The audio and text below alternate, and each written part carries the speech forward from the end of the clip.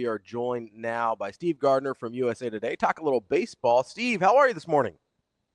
Good, Robbie. How are you? We're hanging in here this morning. I gotta I'm gonna start because I want to take the ammo away from my partner Ravi, who is a Red Sox fan who has done a 180. He was hating the Devers move, and now he kind of understands it a little better. When you look at how both teams are positioned in respective, the Giants and the Red Sox, relative to the Dodgers and the Yankees, how quickly will you be able to assess that move in the short term? Well, it's certainly in two different leagues and chasing two different teams. I think really the Red Sox needed to make a positive move, and I don't know that you can figure in any way that taking Devers away from their lineup is a positive one from a baseball standpoint. Maybe from a clubhouse standpoint, but yeah, the talk that this is going to make the team better this season that they're trying to spin in Boston just makes absolutely no sense at all to me. So right now, I think the Giants are a team on the upswing, and the Red Sox are a team that, despite the fact that they're still at that 500 level, they're definitely on a downswing, and they've lost 3 in a row. So I do, just to play devil's advocate here, is there any validity, do you think? And I tend to agree with you. I don't think this team's going to be better for having lost Rafael Devers, at least not, like you said, on the field. But can you make any argument about, hey, part of the reason they'd struggled so much this year was blowing leads, ninth inning, like blowing a 1-run lead, blowing extra Worst inning bullpen games, in baseball. worst bullpen in baseball, getting a couple arms to help them out? Like, could you see an argument where that makes sense to say, hey, the lineup could take a hit, especially if they maybe make another move, if they go and get some help for the arms? I guess so, but I mean, Kyle Harrison went directly to AAA. Jordan Hicks on the injured list, so it's going to be delayed gratification, Sure, if anything. And it's one of those where you're still going to need help. Like you said, they're still going to have to make another move. It seems like to bolster that bullpen because Aroldis Chapman can't really go out there back-to-back days and what do you do after that? I don't know that Jordan Hicks is going to be able to step in and go into a closer's role or anything like that. So, yeah, this is a team that is just kind of in disarray, and they're going to depend. They're depending on the young guys, the young prospects that are rookies, all of them this year, making the difference and coming of age very, very quickly. And as we've seen in all too many cases, that just doesn't happen the moment you step onto a major league diamond. It takes a decent amount of adjustment period. Okay, Steve, this team is interesting, and I think last year they were the anomaly in the playoffs with the Tigers, and it was, well, they don't have this, and offensively they can't do this, and they don't have a leading hitter that does this, and they haven't had a guy that swipe bags like this. Everybody talked about what they weren't, and it was kind of this feel-good story. You fast forward a year, and they're clearly the best team in their division, and they aren't looking back. They're better than they were a year ago. How, given their offensive approach and kind of what we see with advanced metrics? Yeah, I think the Tigers are a really interesting case study because if it weren't for some injuries that they had earlier in the season with Parker Meadows and some of the others, allowing playing time to open up for guys that have really helped fuel them this year. And Spencer Torkelson has been one of the better hitters, better power hitters in the American League. Javier Baez has come in and been a spark plug. Who saw that coming? And the Tigers really didn't either because, the moves that they had made and how they'd set themselves up at the beginning of spring training was for those two guys largely to be out of the picture. And yet here they are starring and fueling that surge.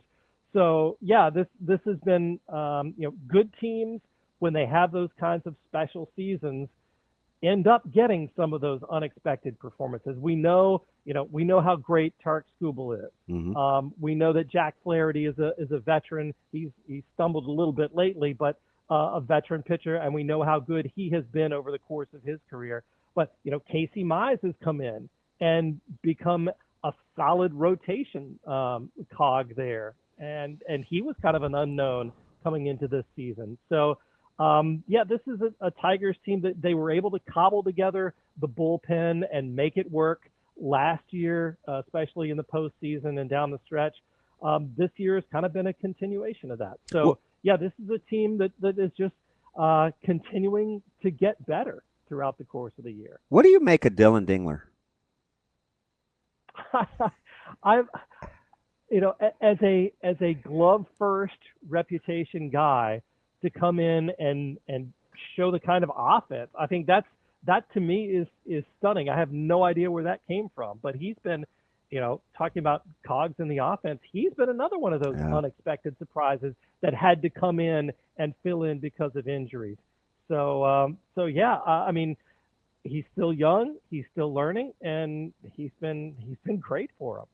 I want to stay in a division real quick, especially with the local ties and the fandom of the Kansas City Royals. That may not be your answer, but as you look at the division, who should be playing better, in your opinion, than they currently are? Well,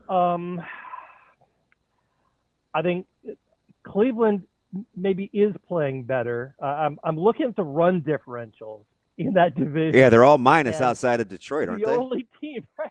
The Tigers are plus 82 and everybody else is negative. Yeah. And so that generally tells you how strong you are overall. And your record, is determined a lot more by one-run games and things that are maybe not as sustainable. So I do feel like the Royals are a much better team than one that's 2 games under 500. And I've been on with you guys before, and I told you I thought the Royals were kind of my dark horse to win the American League pennant. And I still think the talent is there for them. But if Cole Reagans is hurt and is going to be out for an extended period of time, that's a huge blow for them because he's that guy, that ace, the guy that can snap losing streaks by himself, that you need to get through the long hot summer and into the dog days and into playoff time. So that is concerning for them. But then again, Noah Cameron has come in kind of out of nowhere and then a godsend for them. So I still think you look at the talent up and down that roster, and adding Jack Caglione too, that's a team that can go on a win 9 out of 10 very easily to me. Steve, out of the division leaders, is there one that you're just like, I don't buy it? Like, I just don't think it's there. I think all of them seem to be legit to me. The Astros, how they do it and continue to do it. Boy, they are something else. Is kind of mysterious to me. So if I had to pick one of those division leaders right now, I would say the Astros would be the one. I like what Seattle does. So that race to me is far from over. I've asked you about them, Steve, and maybe I think I have PTSD over the Mariners. 2 years in a row, it's like, hey, listen, the dark horse, man. This team, they're talking about the Rangers, the Astros. I like the Mariners, and I feel like now I'm a little gun shy. They are playing pretty good baseball. J-Rod needs to get going a little bit. Are they? But they're not really even maximizing. Like, what are the Mariners missing when we always talk about their potential versus the productivity? Yeah, the thing with the Mariners and losing George Kirby at the beginning of the year, I think was an underrated thing that was dragging them down because he he's one of the better pitchers in Major League Baseball. So he's come back. He's not really looked exactly the same, but I think he's getting there. But yeah, what is it about the Mariners? I mean, Cal Raleigh has been ridiculous. Another one last night. Much better. Yeah, they should be much better than than they have been so far this season. I don't know what it is. I mean, how much of it is and pinpoint it? How much of it is can't. I couldn't even, like, if we played one word association with Castillo, I'd say inconsistent. I feel he's a better talent than to give that adjective, but it fits. Like, who is he to start with? Yeah, that's a great question. I think one of the things, there was talk at the beginning of the season about the Mariners maybe having Castillo on the trading block. Mm-hmm. And that was, I think, just to kind of maybe test the waters, see if other people had a higher opinion of him than they did after seeing him for a few years in a Mariners uniform and getting the same kinds of results. Some really great starts, but mostly just so-so. Yeah. And I think he could be one of those guys if he does find it and start putting things together. Perhaps that's what could fuel a Mariners run, because as we've talked before, the pitching staff is fantastic, and they just need to get everything to come together. And so far, it seems like there's always a piece or something missing from them, and it's keeping them from threatening in the division. Okay, Steve, if I could I try and sell you on the Phillies maybe being the fraudulent division leader. I mean, they're the only their run differential between them and the Mets is minus 19. They're at plus 41. The Mets are at plus 60. They're the only division leader that's upside down, and I believe the next closest one is 25 plus 25 runs. Like, can I talk into the Phillies, or do you like their roster enough that they don't qualify? I mean, again, I like the Phillies. I think from top to bottom, it's a solid lineup. From top to bottom on the rotation is very solid. The bullpen, they're putting it together. But yeah, this is a team.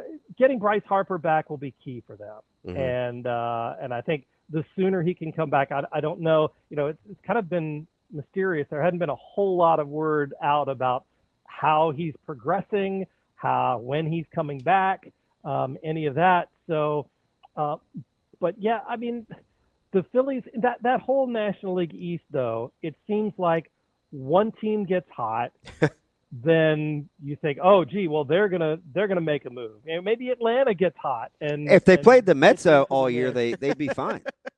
Right, exactly. And so you can't really tell which team in that division is really the best. So I can see where you're coming from on the Phillies, because some days they look really good, and then other days they lose 9 out of 10 or whatever that losing streak was earlier in the year. Now they're on it. They've won 8 out of 10. And the Mets have lost 9 out of 10. How much of what I take from the Mets, and maybe not the current skid, but how I feel about them, is because obviously, Senga's on the IL. I think he's just on the shorty. No Manaea, Montas. It looked good on paper to start the season. Are the Mets a little like the Dodgers, where you just wait for them to get healthy? I think that's the mindset that their fans have, and they have for sure. Do you share that sentiment, Steve? Well, when you're 13 games above 500, it does give you a little bit of wiggle room to have that confidence. And, Juan Soto, again, it's amazing to me how people that are Mets fans or say they're Mets fans can be critical of this guy. And he's been blazing hot in the month of June. So that talk is kind of quieted down, but it's crazy to me for people to get upset with a guy putting up a 440 on base percentage, and saying he's not getting the job done because he's walking. And He may never shake uh, that because of his eye at the plate. Like it's just what he yeah, does. yeah, and it's what makes him great, and what gives him the opportunity, to get on these runs like he's on right now, because he never. It seems like he never gets. He's always locked in, no matter what. Even if he's struggling a bit, making contact, hitting the ball into double plays or whatever, he's always locked in at the plate, and he's just amazing to watch. And I'm a huge fan, obviously. So yeah, that's a team that, if they can get everybody back and get up to full speed, could be very dangerous come postseason. I thought you may say the Cubs only because, I mean, their run differential is crazy at plus 90, and when they score. But do they have enough punch for you, or do you not really worry about that with how they defend and can pitch it? I'm not concerned at all about the Cubs offense. I think that maybe the starting pitching is the biggest concern. The But Cubs are that somebody bullpen I think. though. Yeah, and that too. So in terms of teams that need to make a move to solidify themselves for the stretch run and for October, the Cubs have to be, I think, at the top of the list. They need to go shopping. They need to bolster the pitching staff, and just the way that the offense is performed, you can say thank you very much. Mm. We have no concerns whatsoever, and let's address that pitching, because if they can do that, then we could have some interesting playoff matchups with the Phillies or the Mets or the Dodgers or whomever. The Cubs are a legitimate contender if they just get a little bit more on the mound. Who would you play the long game with to be more of a thorn in the side of the Cubs, the Brewers or the Cardinals? I think the Brewers. The Cardinals, to me, just seem to be kind of smoke and mirrorsing it. The way that, you know, they don't really have a superstar on offense. They don't really have an ace pitcher that can give you, 8 innings or something like that when you really need it. I don't know.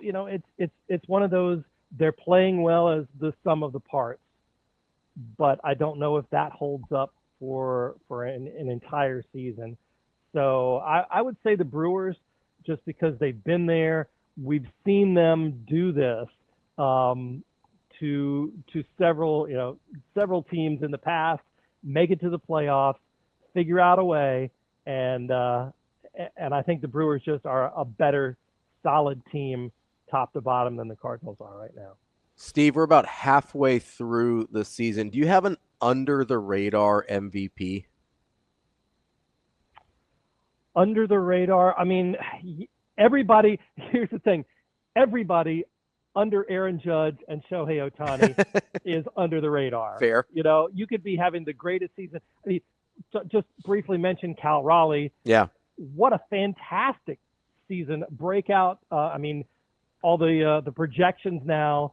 If he continues to hit home runs at his current pace, he would top Aaron Judge's American League home runs record. He would hit 60, I think 66 after going deep again last night. I think that's where he's at. So yeah, phenomenal offense and defense. Any other year, he could be a unanimous MVP if there weren't someone by the name of Aaron Judge playing in his league. So that's one. And then in the National League, Pete Crow Armstrong again. Where did this come from? And I'm as shocked as anybody, just looking at what he had accomplished. We knew he was fast. We knew he was good on defense. Had no clue he would be this great on offense. Power, speed, everything. And to me, if you're looking at runner-up right now in the NL MVP race, it's pretty clearly Pete Crow Armstrong. Yeah, I got one because he's a thorn in the side of the goddamn Dodgers. Yeah. Man, Ramos in San Francisco is a really good baseball player. Clutch, I clutch mean, hitting, isn't he something? and He's pretty yeah, good. And you talk about a guy that flies under the radar because I don't think people realize how good the Giants are pretty good. I like. I always check yeah. my rear view mirror, just because I know they're an object that's closer than they maybe appear. And I think those guys resonate with Posey, man. That's a good baseball team. I'm really impressed with what Buster Posey's done, what the Giants have done, and obviously getting someone the quality of Rafael Devers when the Giants have for years tried to play in that deep pool of superstar talent and almost got Aaron Judge, maybe almost just got Shohei Ohtani. Some of those other guys, Carlos Correa, all of those guys just sort of didn't make it, and when it looked like it was possible, now they got their superstar in Rafael Devers, and that I think is a huge lift for them, gives them a big bat, and then once Matt Chapman comes back and this team is fully healthy, it's gonna be fun to watch because you talk about the Dodgers rivalry with the Padres and how heated that is. The Giants could turn up the heat as well on the Dodgers, and maybe even more of a threat to them than the Padres are.